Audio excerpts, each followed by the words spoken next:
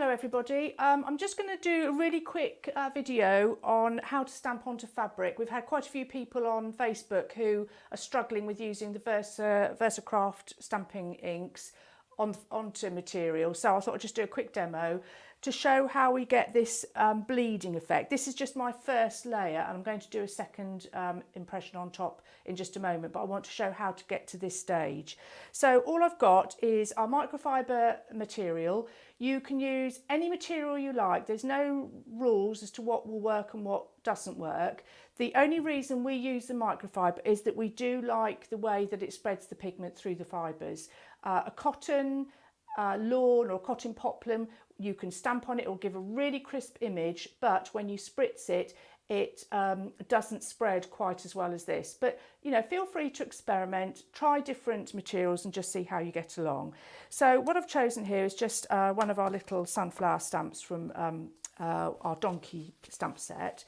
And the key thing to know when you're stamping on fabric is that your stamping ink must be juicy and relatively new. If you're using an old one, this technique is just not going to work. It has to have plenty of pigment in it. So just bear that in mind. If it's not working, that might be a problem why and the reason why it's not working. So you can see it's taking the impression pretty well. Is nice and crisp, but because the microfiber has got a bit of a tooth to it, it's not as a crisp image as if it were onto a cotton.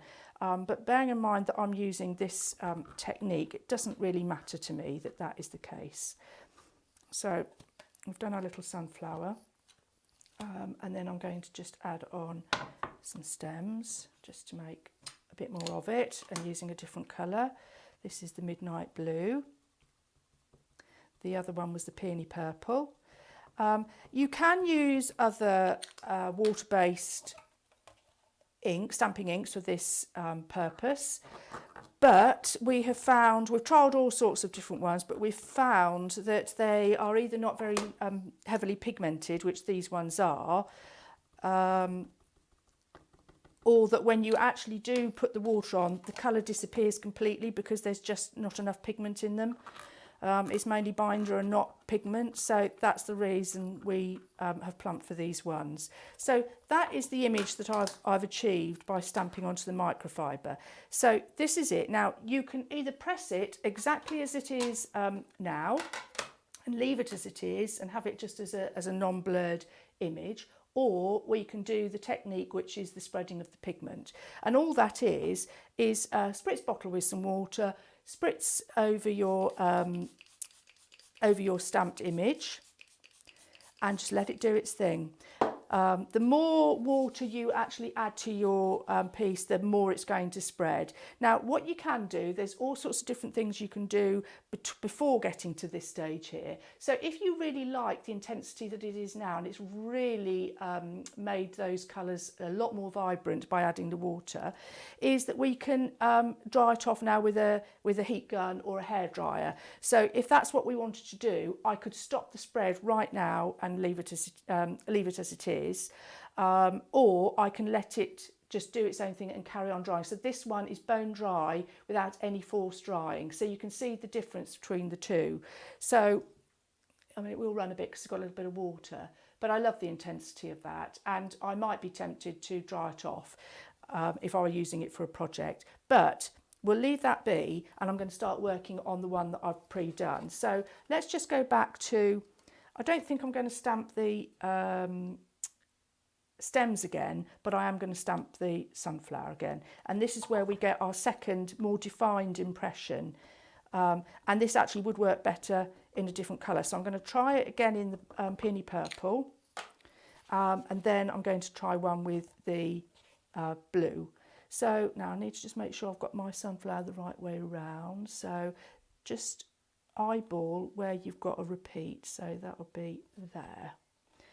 So now don't worry if it doesn't go exactly on in the right place. You want to just more or less line it up, because the underneath bit is just sort of a little bit of, it just gives a bit of texture and a bit of movement to your flower. like I say, this is bone dry, and that just redefines the edge. And you can actually see that it's actually not that accurate. I have missed, but it doesn't matter. I just think it's so, so pretty. And then I'm going to try another one in the Midnight Blue. If you like these tutorials, I think we'll try a few more of them, actually showing how we do the background colour. This has already had, as I said, some multi-surface paint put on it with loads of water. That's why it's very, very dilute. So I'm just looking for the same bits. I put it on the right side. Okay, so that goes there.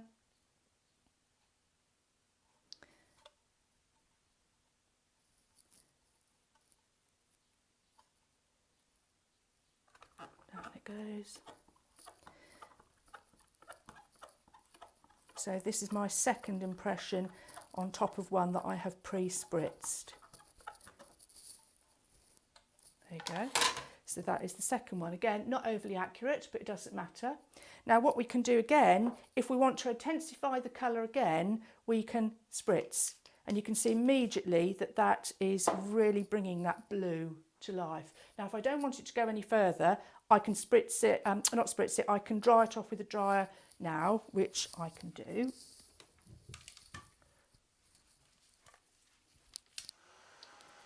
So you don't have to keep taking it further and further and further.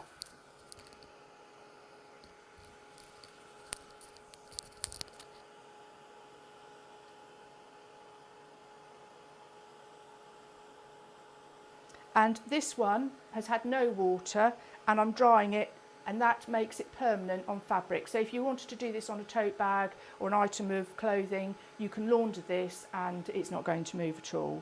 So it's got so many different options you can do with using the Versakraft stamping ink.